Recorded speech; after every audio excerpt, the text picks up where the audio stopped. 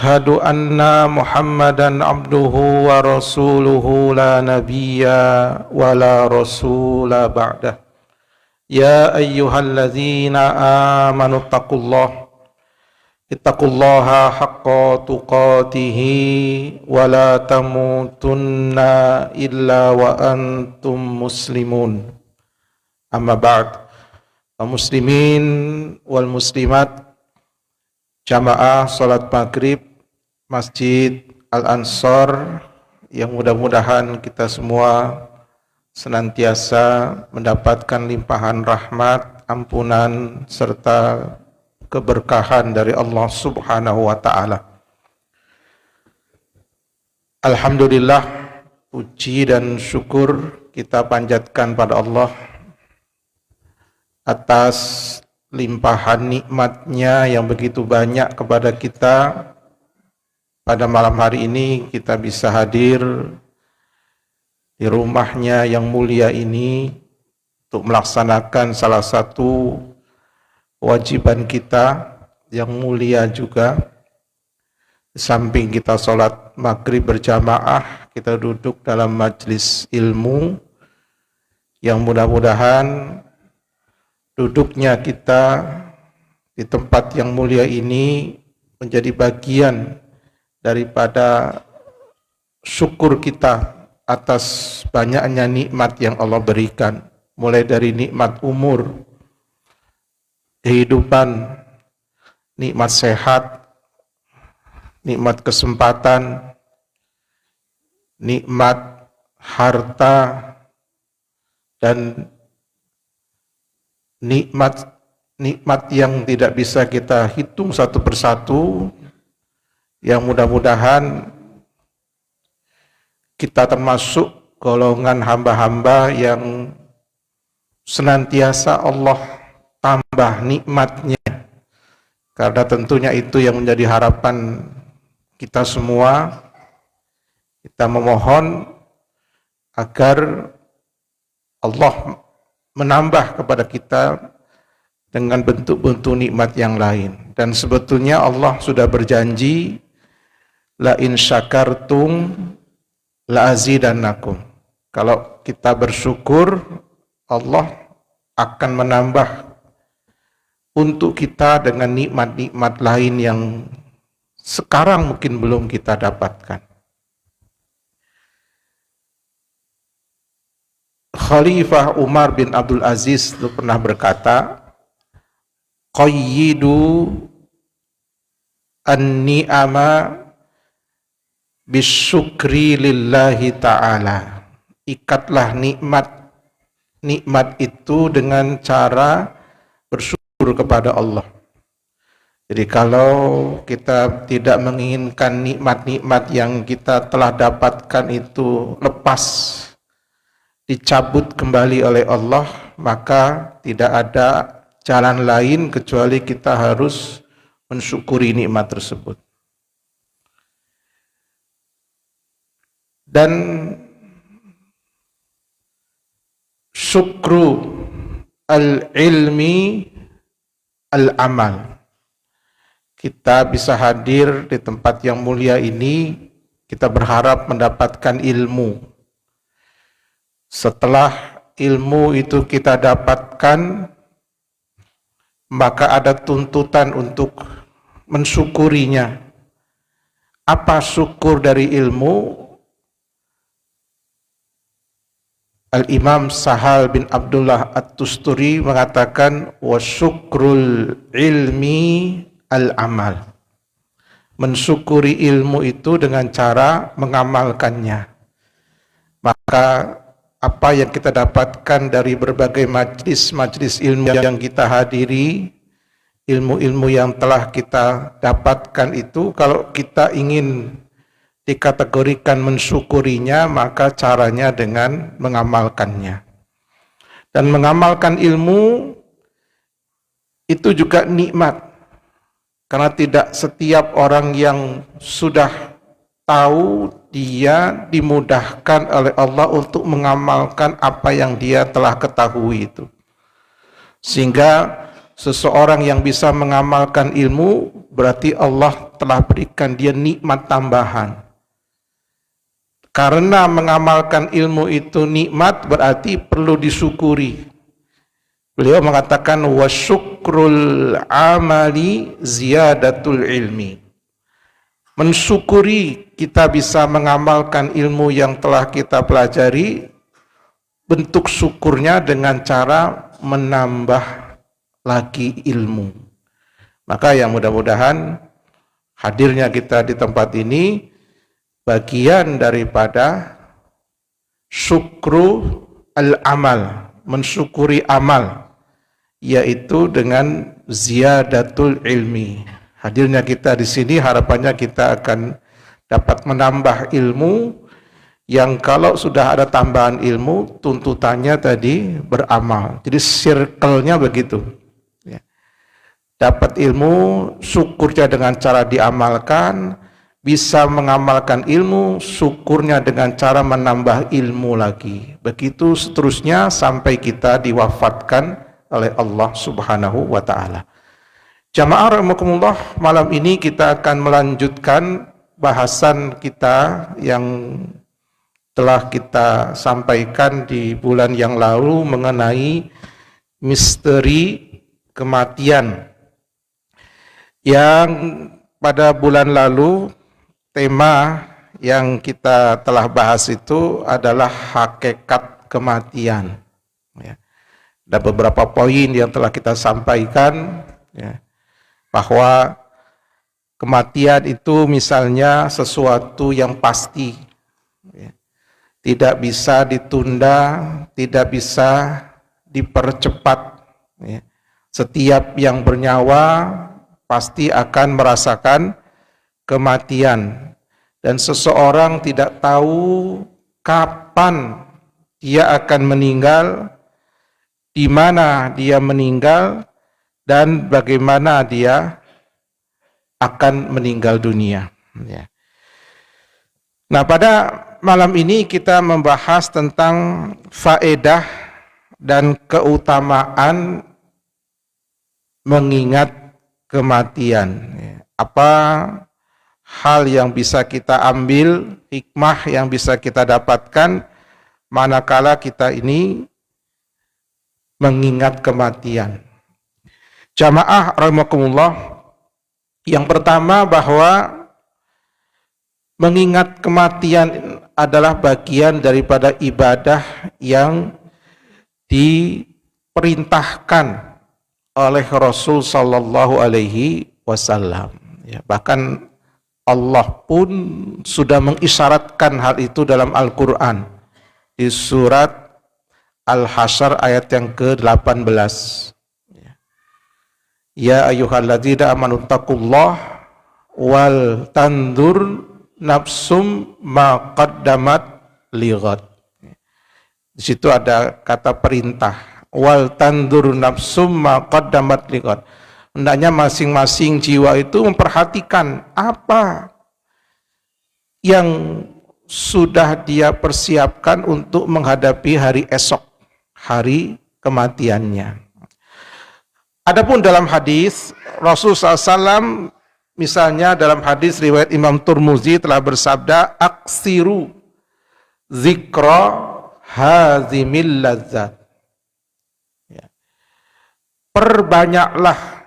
Nah, ini fi'il amr, perintah dari Nabi. Aksiru, perbanyaklah, zikra, mengingat, hazimil lazat, sang penghancur kelezatan, yakni al-maut, yaitu kematian.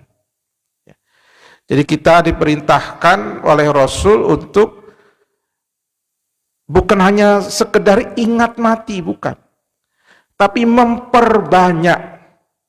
Aksiru, memperbanyak ingat akan kematian. Kalau sekedar ingat mati saja itu belum maksimal. Tapi Rasul memerintahkannya untuk memperbanyak. Memperbanyak mengingat kematian. Mengapa beliau sallallahu alaihi wasallam memerintahkan kita untuk memperbanyak mengingat kematian?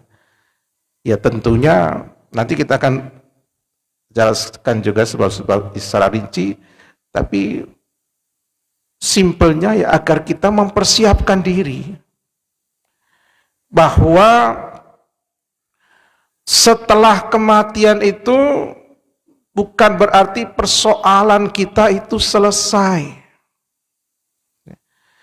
Justru hakikatnya nasib seseorang itu nanti akan bisa dilihat secara nyata pasca kematiannya. Yang pada saat itu seseorang sudah tidak bisa lagi merubah nasibnya, merubah keadaannya.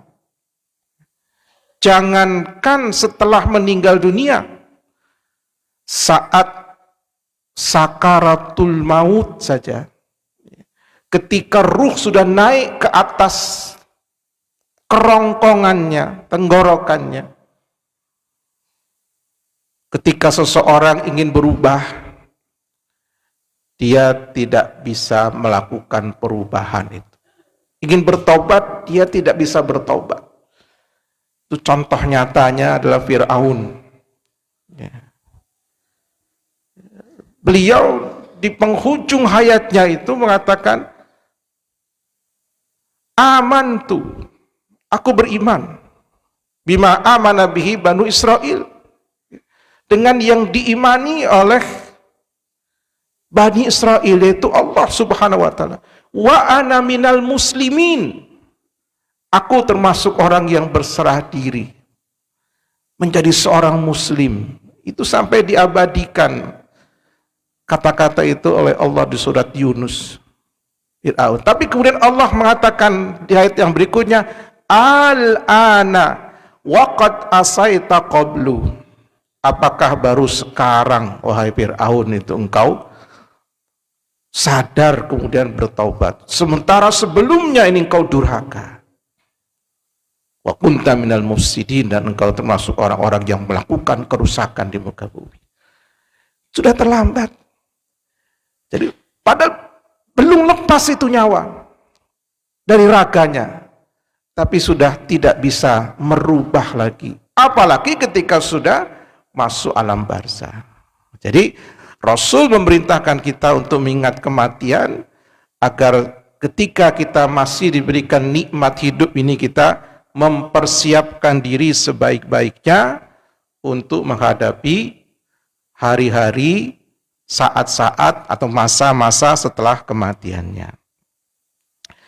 Di surat Al-Mu'minun ayat 99 sampai 100, Allah sudah memberikan gambaran terhadap orang-orang kafir detik-detik sebelum mereka meninggal dunia secara umum.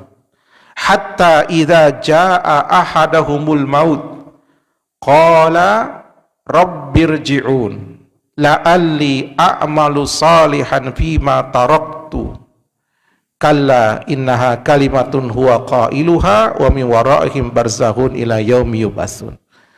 Sampai ketika kematian menjemput salah seorang di antara mereka. Saat itu dia mengatakan, wahai Robku, kembalikanlah aku ke dunia ini. Berikanlah aku kesempatan sekali lagi. Untuk apa? La'alli a'malu salihan fima taraktu. Aku akan perbaiki diri, aku akan beramal soleh. Apa kata Allah? Kalla, sekali-kali tidak. Bagaimana? Allah sudah memberi umur, ada yang 60, ada yang 70 tahun. Tidak cukupkah umur 60 atau 70 tahun ini untuk beramal, sehingga masih memohon beberapa menit ketika ajal sudah tiba untuk ditangguhkan kematiannya? Beberapa saat saja. Seakan-akan 70 tahun itu kurang, 60 tahun kurang, bahkan ada yang umurnya lebih dari 70 tahun. Jadi kalau sudah seperti itu, kesempatan memperbaiki diri itu sudah tidak ada. Maka ketika kita sedang diberikan nikmat hidup inilah, aksiru zikro hazimil ladzat. Ya, perbanyaklah oleh kalian mengingat sang penghancur kelezatan. Yang kedua, para jamaah, faedah mengingat kematian, bahwa mengingat kematian itu dapat melapangkan kehidupan. Jadi orang kalau ingat mati, malah hidupnya bisa lapang. Juga dapat memupus sifat tamak dan ambisi terhadap dunia. Orang kalau ingat mati, dia tidak akan ambisi terhadap dunia. Mengapa? Dia sadar bahwa hidup di dunia ini sementara. Jadi karena sudah cuma sementara, dia tidak ambisi, muluk-muluk harus menguasai dunia dan segala isinya. Karena apa?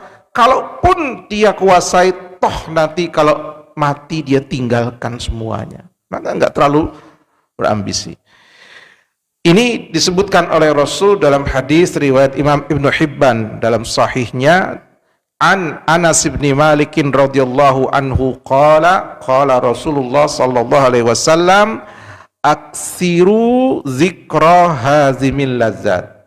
Sama awal hadisnya, Rasul membuka dengan sabdanya, perbanyaklah oleh kalian mengingat sang penghancur kelezatan.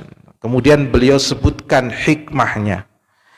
Fa innahu lam yadhkurhu fi dhiqin minal aishi illa wassa'ah.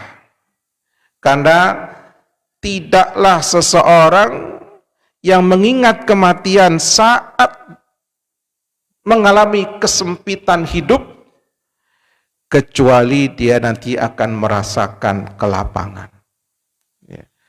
Justru ketika seseorang berada dalam kesempitan, ketika dia mengingat kematian, dia akan merasa lapang. Akan merasa lapang. Wala dzakarahu fi sa'atin illa dhayyaqaha. Sebaliknya, ketika seseorang mengingat kematian dalam kondisi lapang, itu akan membuat dirinya merasa sempit.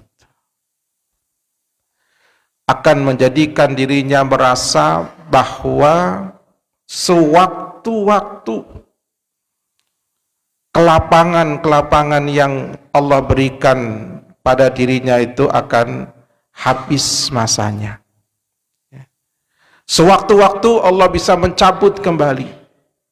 Apalagi kalau kemudian orang yang hidup di dunia itu membandingkan kenikmatan dunia yang telah didapatkan dengan apa yang dijanjikan oleh Allah andai dia masuk ke dalam surga.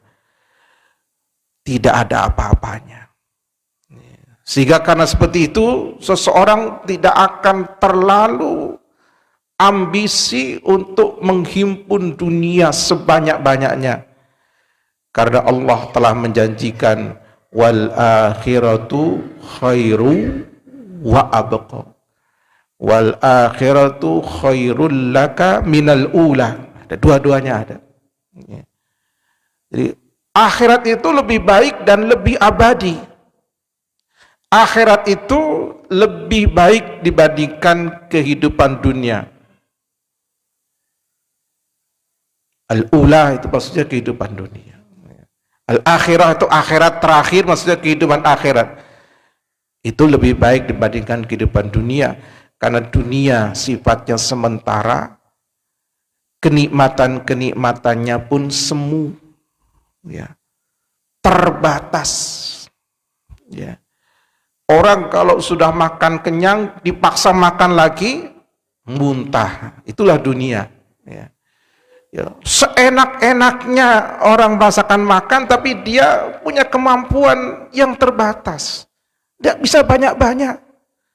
Orang yang biasa makan satu piring, meskipun lauknya enak, kemudian dia paksa makan 3 piring, yang terjadi apa Pak? Muntah. Sudah nggak enak lagi. Itulah dunia. Ya. Tapi kalau akhirat, orang makan tidak pernah merasakan kenyang. Sebanyak apapun yang dimakan tidak akan keluar dalam bentuk kotoran. Itu akhirat.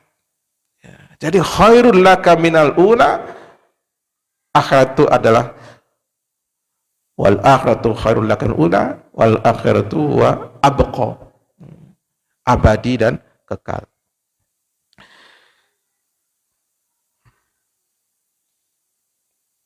Ada nasihat dari seorang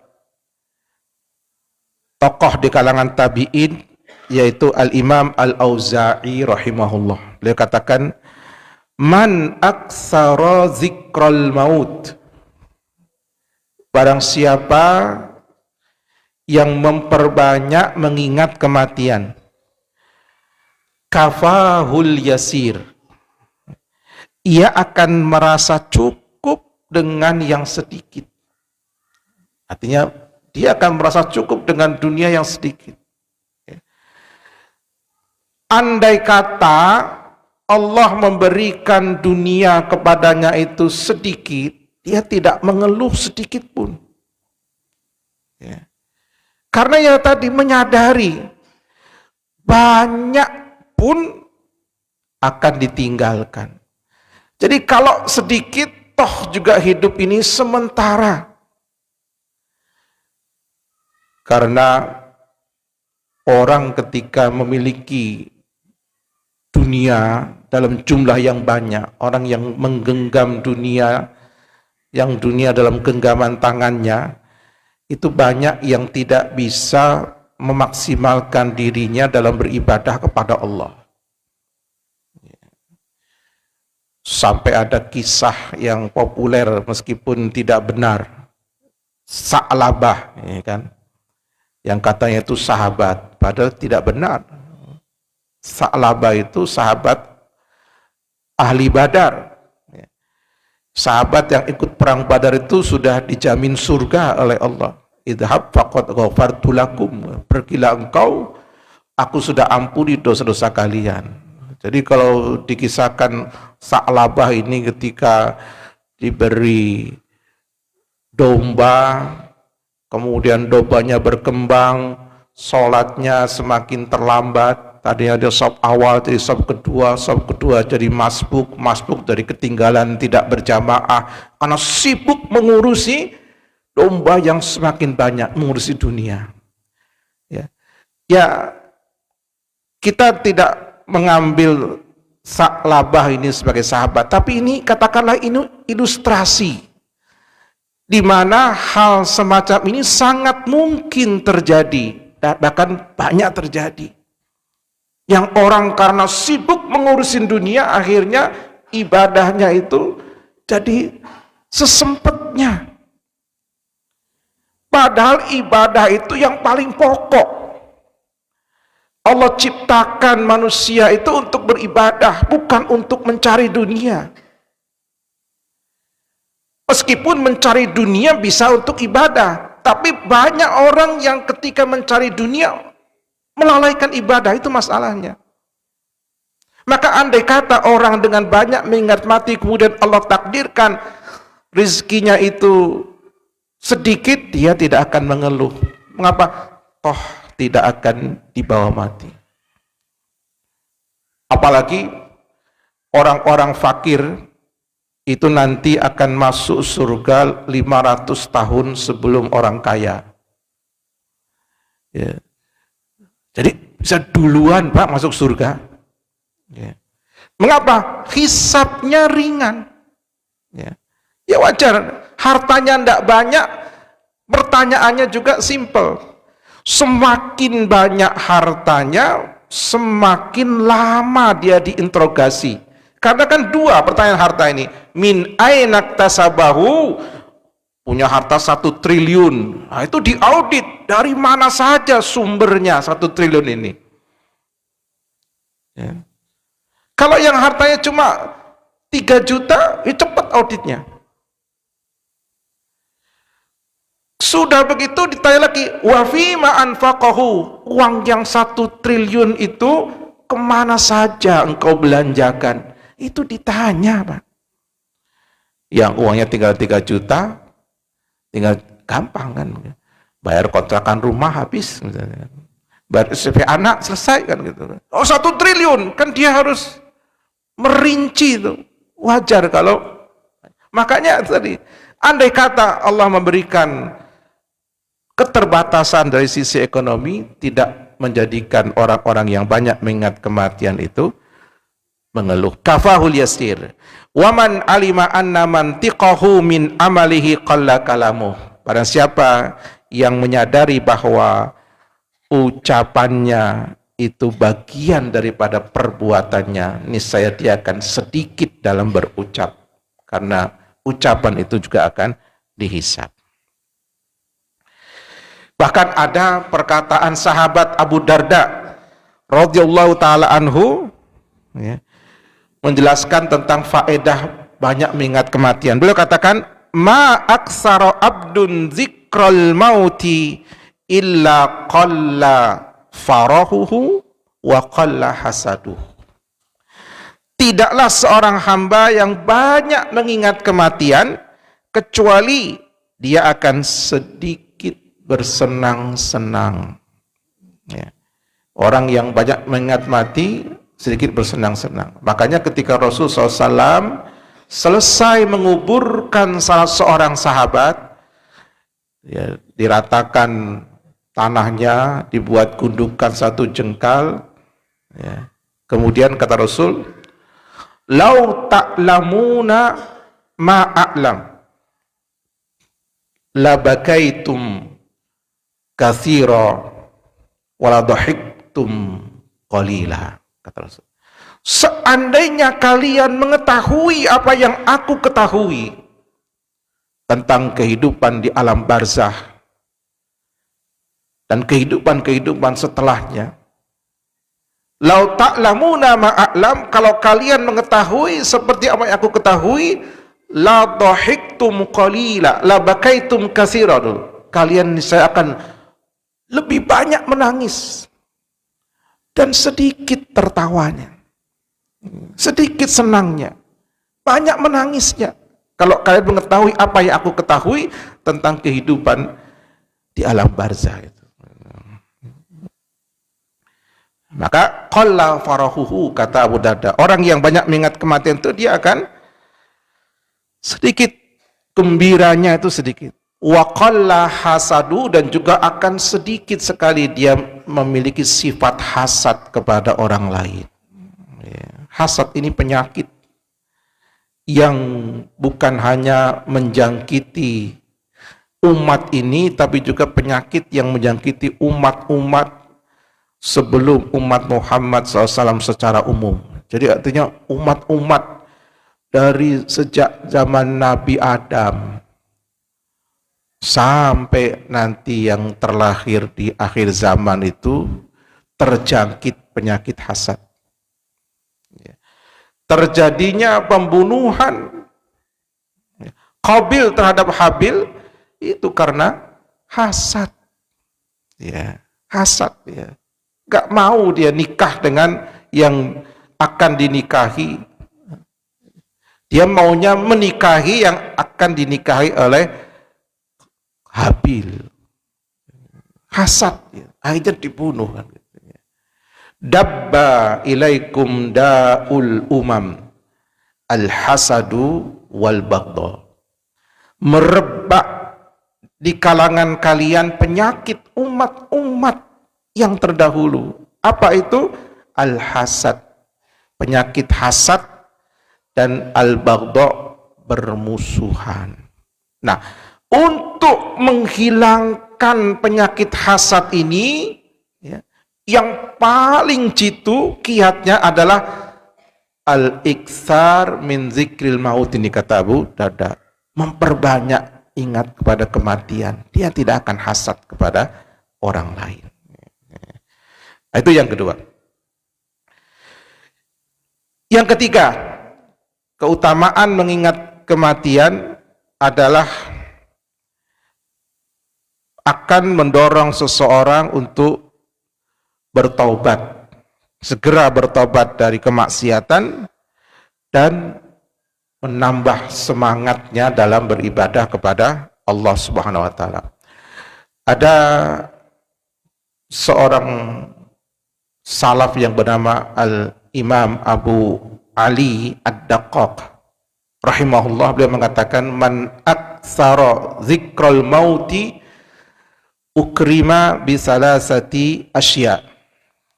Siapa yang banyak mengingat kematian, maka dia akan dimuliakan dengan mendapatkan 3 hal. Apa yang akan diperoleh oleh orang yang banyak mengingat kematian? Yang pertama, ta'jilut taubah. Buah dari banyak mengingat mati akan mendorong seseorang bersegera untuk bertaubat. Jadi ketika seseorang membayangkan bisa jadi saya matinya 1 jam lagi misalnya, mungkin bahkan kurang dari 1 jam kan gitu ya. Katakanlah 1 jam. Orang yang mengasumsikan kematiannya hidupnya tinggal 1 jam, mesti dia ingin mengakhiri hidupnya ini dengan tidak punya dosa. Dosanya ingin dihapus semua, dan caranya yang paling cepat itu ya taubat.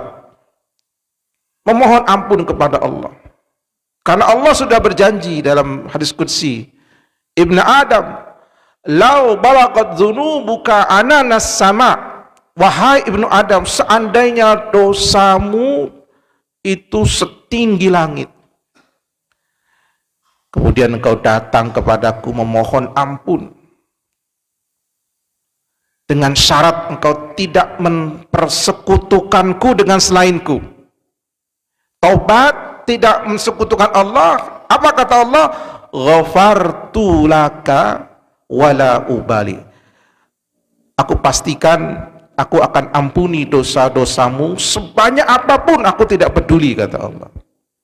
Ini taubat itu akan menghapuskan seluruh dosa, termasuk dosa syirik sekalipun. Kalau seseorang bertobat darinya, ya akan Allah hapuskan, apalagi dosa selain syirik ya.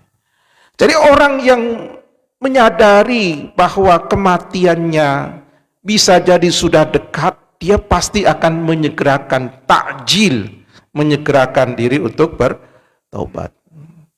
Tapi sebaliknya para jamaah, kalau kita ya tulul amal ya, merasa saya ini masih umurnya 45 tahun, berarti masih jatah rata-rata 15 tahun lagi kan. Masih lama hidup ini kan. Apalagi yang belum nikah kan. Saya belum nikah, masih lama matinya saya kan gitu kan. Ini kalau seseorang terbuai dengan keadaannya, terlena seperti ini, akhirnya dia akan menunda-nunda, bahkan mungkin bukan sekedar menunda, lalai dia, tidak ingat taubat itu. Malah karena merasa hidupnya masih panjang, maksiat dulu, nanti di akhir hayat baru taubat kan gitu kan. Ini bahaya tulul amal. Tapi sebaliknya, ketika seseorang mengasumsikan kematian sudah dekat, ini akan mendorong dia untuk, satu adalah ta'jilut taubat. Yang kedua kata beliau, qana'atul qalbi, hatinya akan qanaah, tidak ambisi dengan dunia. Kenapa? Bentar lagi mati. Orang kalau sudah mau mati, dia nggak akan memikirkan dunia, yang akan dipikirkan bagaimana bekal akhiratnya kan. Sudah nggak akan peduli dengan dunia. Yang ketiga, nah ini, setelah qanaatul qalbi, nasyatul ibadah, kata beliau. Orang yang menyadari bahwa bisa jadi kematiannya itu sudah dekat, maka akan muncul semangat yang kuat untuk beribadah kepada Allah. Dan itulah para jamaah yang dinasehatkan oleh Rasul kepada seorang sahabat yang datang kepada beliau yang meminta nasihat, ya. Yang kasusnya pada waktu itu bertanya kepada Rasul tentang bagaimana supaya sholatnya itu bisa baik, ya. Kemudian Rasul mengatakan, kamu kalau ingin sholatmu baik, idza shallaita fasalli salata muwaddi'in. Kalau engkau ingin sholatnya baik, dan nanti ini bisa dipraktekkan Pak Ibu sekalian ketika sholat isya nanti ini, coba apa yang dinasihatkan Rasul ini kita praktekkan. Idza shallaita, kalau engkau ingin sholatmu itu baik, saat engkau sholat, fasalli salata muwaddi'in, asumsikan bahwa sholat yang sedang engkau lakukan sholat terakhir dalam hidupmu, yang engkau membayangkan setelah ini tidak sholat lagi, bahkan mungkin sholat ini pun tidak selesai, saya sudah meninggal dunia, kan? Membayangkan seperti itu. Dalam hadis yang lain riwayat Imam Abu Dawud, Rasul mengatakan, uzkuril mauta fi salatika. Itu malah jelas sekali itu perintahnya. Ingatlah mati dalam sholatmu. Bukan suruh ingat dunia, bukan suruh ingat motornya yang belum dikunci, ya. Bukan suruh ingat kompornya ibu-ibu yang belum dimatikan ketika sholat. Kadang-kadang kita suatu pikiran tuh malah ketika kunci hilang itu ketemunya saat sholat. Di atas lemari tadi kayaknya itu. Ya, nyari kunci di mana-mana, ketika sholat malah ketemu itu kan. Padahal kalau kita sholatnya mau baik, kata Rasul, uzkuril mauta fi salatika, ingatlah mati dalam sholatmu. Mengapa? Fa innar rajulal ladzi dzakaral mauta fi salatihi fahariyun an yuhassina salatahu. Karena seseorang itu ketika saat sholat dia ingat akan kematian, dia akan berusaha menjadikan sholatnya itu sholat terbaiknya dalam hidupnya. Mengapa? Setelah ini mati. Maka coba lihat orang-orang yang baik imannya, yang dihukum mati saat akan dieksekusi. Ada gembong narkoba itu kan, siapa itu? Ferdi Budiman. Mudah-mudahan beliau husnul khotimah itu meninggalnya. Karena setelah di penjara itu dia ibadahnya luar biasa baik. Kita semua mungkin kalah dengan beliau itu. Meskipun awalnya gembang narkoba. Jadi hidupnya dihabiskan dengan sholat, dengan zikir, dengan tilawah, dengan amal-amal baik, sampai menjelang akan ditembak sama regu tembak itu, ya, mengakhiri dengan mengucapkan kalimat thayyibah. Ini luar biasa, Bang. Ya. Jadi kalau seseorang mengetahui kapan akan meninggal dunia, dia bisa merencanakan diri dengan beramal. Dia sudah enggak ingat lagi, enggak ingat dengan dunianya, sudah dilupakan. Mengapa? Dunia kalaupun ingat juga akan ditinggalkan. Maka akhirat yang sudah di depan mata itulah yang kemudian dipikirkan dengan sebaik-baiknya. Dan ini jamaah berlaku untuk semua ibadah. Saat kita tilawatul Quran, asumsikan jangan-jangan ini tilawah yang terakhir. Kita akan menikmati tilawah. Ketika kita berinfak, asumsikan jangan-jangan ini infak yang terakhir. Nggak mungkin kalau infak terakhir cuma 5.000 Pak, kalau ada 100.000, mustahil. Jadi kalau kita punya 100.000 dan 5.000, kita infak 5.000, kita merasa hidup saya masih lama, masih bisa infak besok. Itu mesti. Kalau kita mengasumsikan ini infak yang terakhir, tidak mungkin kita akan mengambil nominal yang kecil ketika kita punya nominal yang bahkan mungkin yang Semuanya kita akan keluarkan. Mengapa? Kalau benar ini infak terakhir, maka tidak akan menyesal selama-lamanya karena sudah berusaha maksimal beribadah kepada Allah. Wallahu a'lam bishawab. Demikian beberapa poin yang bisa kita bahas para jamaah rahimakumullah pada pertemuan malam ini. Semoga bisa menjadi motivasi bagi kita untuk betul-betul banyak-banyak mengingat kematian, karena sekali lagi kematian sesuatu yang pasti akan mendatangi masing-masing dari kita semua. Wallahu a'lam bishawab. Kita akhiri dengan doa kafaratul majlis. Subhanakallahumma bihamdika asyhadu an la ilaha illa anta astaghfiruka wa atubu ilaik. Billahi taufik. Wassalamualaikum warahmatullahi wabarakatuh.